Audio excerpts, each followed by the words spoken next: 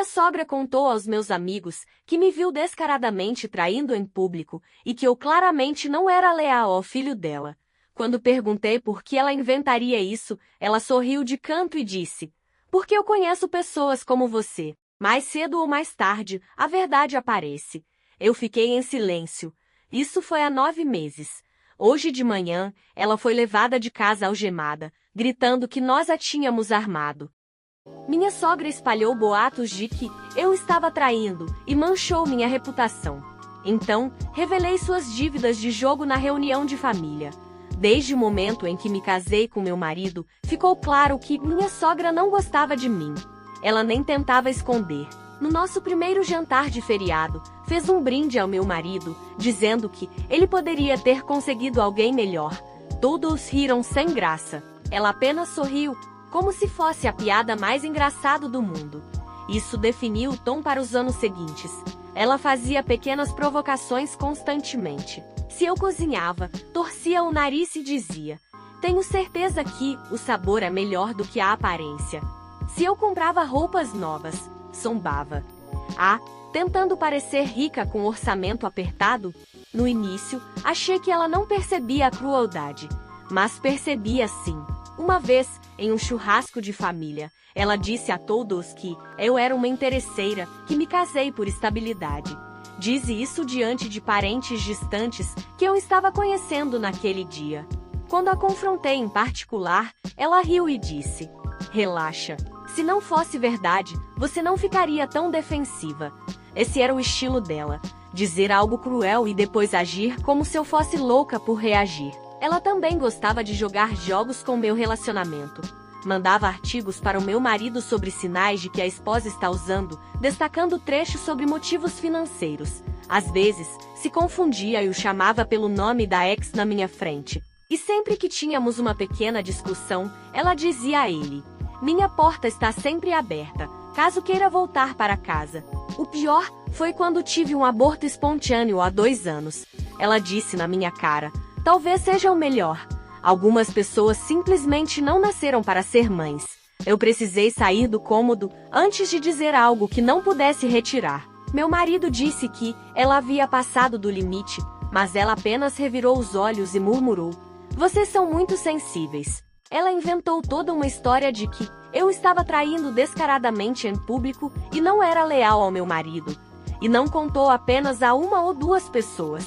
Ela espalhou para toda a família, membros da igreja e até para a esposa do chefe do meu marido. Ela queria destruir minha reputação. Quando a confrontei, ela não negou. Apenas sorriu e disse: "Se não for verdade, não tem com o que se preocupar, certo?"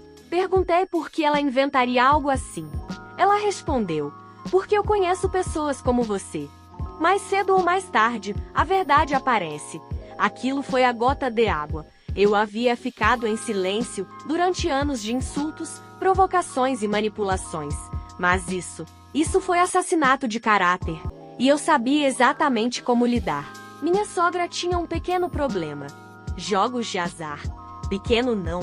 Na verdade, ela acumulava milhares em dívidas em cassinos locais.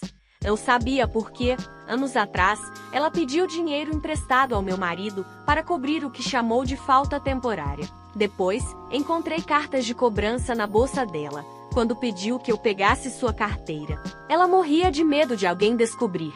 Mantinha a imagem perfeita de mulher responsável e respeitada na comunidade. Então decidi deixar a verdade falar por si só. Na próxima grande reunião de família, o jantar de aniversário dela, ela fez mais um comentário maldoso sobre confiança no casamento. Eu apenas sorri. Peguei meu celular e conectei à TV para mostrar fotos da família. As primeiras imagens eram inofensivas. Então, clique, uma notificação de dívida atrasada do cassino, com o nome dela e o valor em vermelho. A sala ficou em silêncio.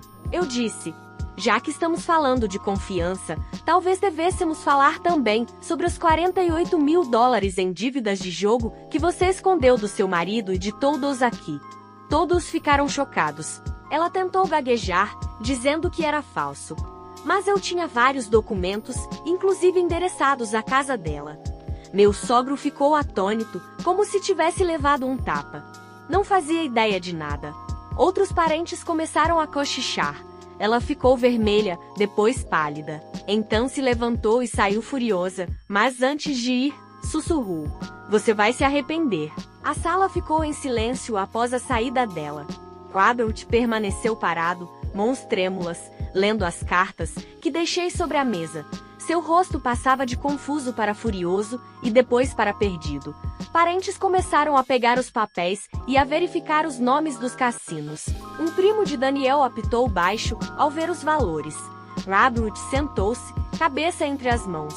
Saímos 10 minutos depois, sem que ninguém soubesse o que dizer. No carro, Daniel respirava pesado a cada minuto. Em casa, ele foi direto para o quarto de hóspedes e ligou para o pai. Ficaram 2 horas no telefone. De manhã, Robert bateu em nossa porta com olhos vermelhos. Pediu para ver todos os documentos. Entreguei cópias de tudo, inclusive extratos de cartões escondidos por Sharon em uma caixa. Ele se sentou na mesa, analisando papel por papel, fazendo anotações num caderno. Daniel só saiu do quarto para preparar café, mas voltou sem falar nada. 3 dias depois, Marcos me ligou no trabalho. Ajudava Robert a organizar as finanças. Era pior do que pensávamos. 3 cartões no nome dos dois, maximizados, sem que Robert soubesse. Sharon havia falsificado sua assinatura. Ela berrava que eu havia destruído sua família, que era manipuladora e falsa. Tentou forçar a entrada, mas foi contida pelos guardas e expulsa. Minha chefe me levou à sala e pediu explicações. Contei sobre os boatos, a exposição no jantar e agora a cena pública. Ela ficou séria e disse que a empresa acionaria medidas de segurança e sugeriu que eu buscasse uma ordem de restrição.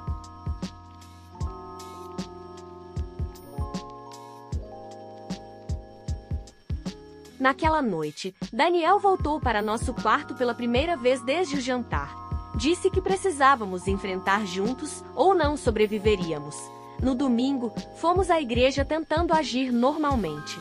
Após o culto, o pastor nos chamou. Ele havia recebido ligações a semana inteira. Sharon pedira orações para salvar o casamento do filho da esposa infiel. Até enviou o e-mail para 200 pessoas, inventando que eu tinha vários amantes. O pastor nos mostrou uma cópia impressa. Enquanto ainda lidávamos com isso, Robert bateu em nossa porta com uma caixa. Ele não aguentava mais ficar em casa com Sharon, dormia em hotel desde o aniversário. Dentro da caixa havia recibos de cassinos guardados por 8 anos. Logo, Daniel o ajudou a carregar mais caixas, com documentos escondidos pela casa. Sempre que achavam que era tudo, surgia mais. Sharon, enquanto isso, ligava para parentes espalhando versões diferentes. Claire reuniu minhas amigas, que revelaram que Sharon havia contado histórias falsas a cada uma, testando quais boatos se espalhariam. O esquema havia começado logo após Daniel conseguir uma promoção. À noite, encontrei Robert sozinho no quintal, girando a aliança e dizendo que não reconhecia a mulher com quem vivera 35 anos. No dia seguinte, recebemos uma carta judicial. Sharon contratara um advogado e nos acusava de difamação, exigindo $50.000. Era o valor exato da dívida. Ameaçada também com acusações criminais por roubo de documentos. 3 advogados recusaram o caso. A 4ª, Patricia, aceitou a consulta. Ela explicou que a carta era blefe, mas Sharon poderia arrastar tudo e custar caro. Patricia nos orientou a documentar absolutamente tudo. 3 dias depois, Daniel voltou pálido do trabalho. O chefe o chamou porque Sharon telefonava para o escritório, dizendo estar preocupada com sua saúde mental desde que casara comigo. Estava afetando o ambiente. Daniel me mostrou o e-mail da chefia, relatando a conversa. As mãos dele tremiam. Logo depois, Linda me chamou para um café. Ela trouxe uma lista de parentes e valores. Sharon havia pedido dinheiro a todos, inventando histórias diferentes. Linda revelou que Sharon já tinha dito que eu era a razão de suas apostas, que precisava jogar para lidar com o estresse de conviver comigo. Eu mal consegui dormir. Cada ruído à noite parecia ameaça. Daniel tinha olheiras profundas, tremia cada vez que o telefone tocava. 2 semanas depois, 2 policiais bateram à nossa porta. Sharon nos acusava de roubo de documentos. Contei a verdade. Anos atrás, ela pediu que eu pegasse sua carteira e encontrei cartas de cobrança. Os policiais notaram inconsistências, mas precisavam investigar. Pensamos que terminaria ali, mas semanas depois o banco congelou nossa conta conjunta por denúncia fraudulenta dela. O gerente explicou que só liberaria após relatório oficial da polícia nos inocentando. Daniel teve de pedir empréstimo do 401k para pagar a hipoteca. No domingo, o pastor chamou uma reunião emergencial com Sharon. Ela se fez de vítima, chorando, dizendo que eu a virara contra todos. Negou as dívidas, dizendo que eram apenas bilhetes de loteria. Daniel a ouviu mentir na cara do pastor. Na saída, ele explodiu. Gritava que ela havia enganado todos por anos. Socou o carro com tanta força que abriu o punho. Dias depois, Robert apareceu com papéis de divórcio. Havia mandado entregar a Sharon durante seu clube de leitura. Ela enlouqueceu, ligando 17 vezes à noite, alternando entre ameaças e pedidos de perdão. Daniel bloqueou o número. Na segunda, fui ao trabalho e encontrei minha mesa coberta de e-mails impressos. Sharon havia encontrado os contatos pessoais de meus colegas e espalhado mensagens me pintando como instável. Minha supervisora me acalmou enquanto TI rastreava a invasão. Claire chegou com pastas e começou a organizar todas as provas, mensagens, prints, áudios. Montamos um dossiê enorme. 2 dias depois, Daniel ligou em desespero. Sharon aparecera no escritório dele dizendo que o filho estava em crise mental. A segurança o levou a uma sala com gestores e psicólogos. Ele foi afastado até passar por avaliação psiquiátrica, custando $800. Enquanto sofríamos isso, Marcos descobriu ainda mais. Sharon havia aberto cartões e empréstimos no nome de Daniel desde os 19 anos. Eram dívidas de $12 mil, com assinaturas forjadas. Isso configurava crime federal. Reunimos provas e mostramos a Sharon e seu advogado. Ela sorriu e disse que apenas ajudava o filho a construir crédito. O advogado se encolhia na cadeira, envergonhado. Robert continuava encontrando documentos antigos, até uma apólice de seguro de vida feita em nome de Daniel, sem que ele soubesse. Daniel desabou ao ver a apólice. Chorava dizendo que a mãe que ele acreditava ter nunca existiu. No domingo seguinte, a igreja revelou mais. Sharon havia tomado dinheiro emprestado de vários membros, inventando doenças e problemas. Somados, eram mais de $3 mil. Todos estavam envergonhados de admitir, até que a verdade veio à tona. Na segunda, uma assistente social bateu à nossa porta. Sharon denunciara que éramos incapazes de ter filhos por minha suposta instabilidade e pelas mentiras sobre Daniel. A inspetora analisou nossa casa, conversou conosco e logo encerrou o caso, dizendo ser denúncia falsa. Mas nos alertou, Sharon poderia insistir. Linda depois contou que Sharon já tentara grupos de apoio, mas desistia sempre. 1 mês depois, o banco avisou. Sharon tentara se passar por mim para ser incluída como consignatária da hipoteca. A fraude foi descoberta quando ela errou as perguntas de segurança. Descobriram ainda tentativas de abrir cartões em meu nome e transferir utilidades para ela. Daniel, exausto, criou uma pasta chamada Provas, com centenas de documentos e gravações. Disse que poderia destruí-la com aquilo. Sabíamos que precisávamos de ajuda. Contratamos um investigador particular. Em poucos dias, ele trouxe fotos de Sharon em cassinos, todos os dias, por horas. Ela dizia que ia ao clube do livro ou visitar amigos. As imagens mostravam a verdade. Robert, decidido, contratou advogado e exigiu registros oficiais dos cassinos. Descobriu-se que Sharon havia perdido mais de $200 mil em 10 anos. O dinheiro vinha de refinanciamentos da casa e da aposentadoria.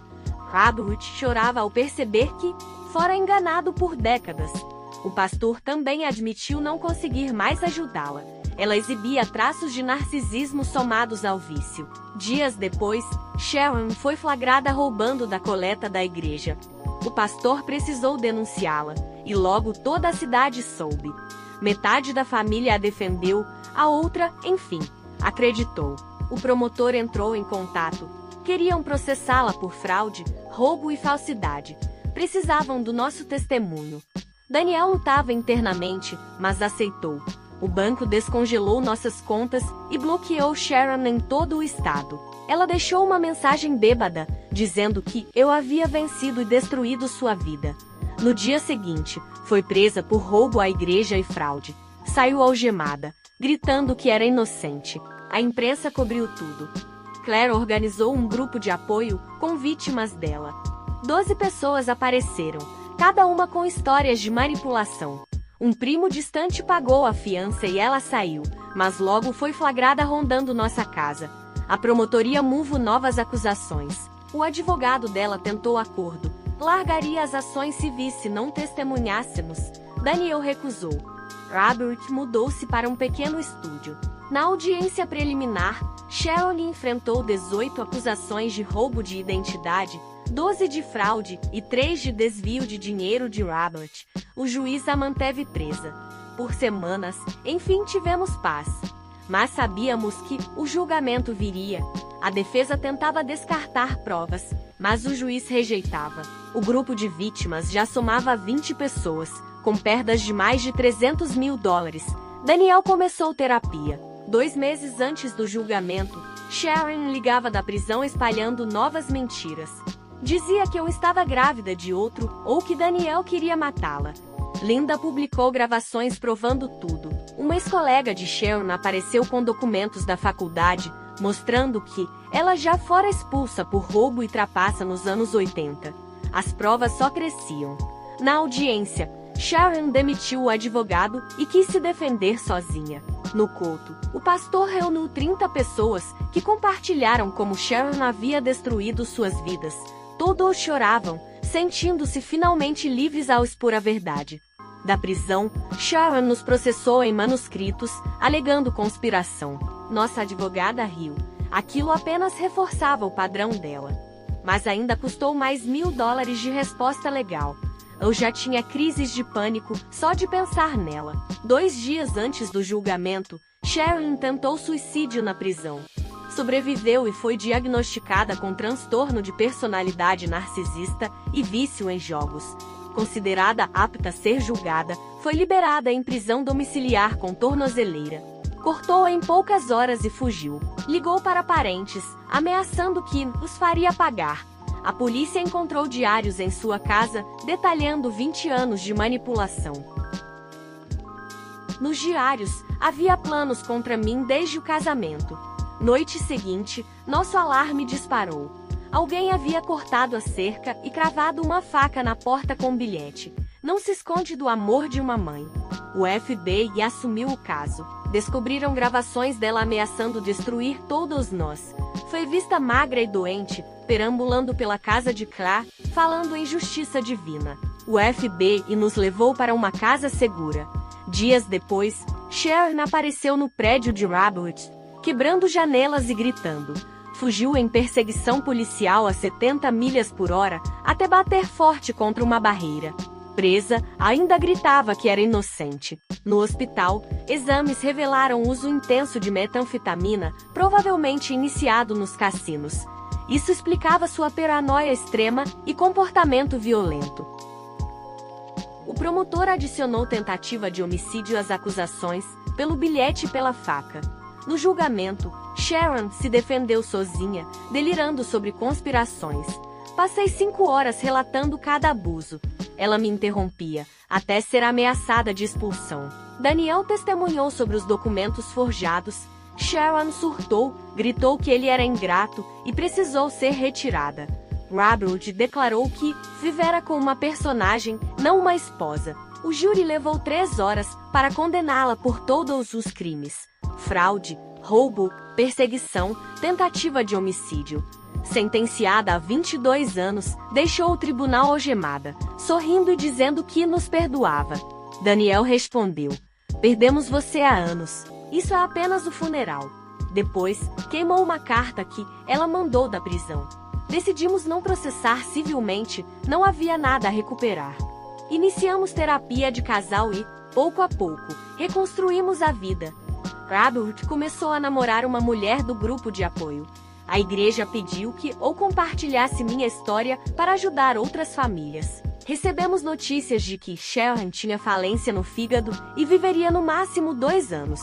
Daniel apenas assentiu, dizendo que já havia enterrado em seu coração.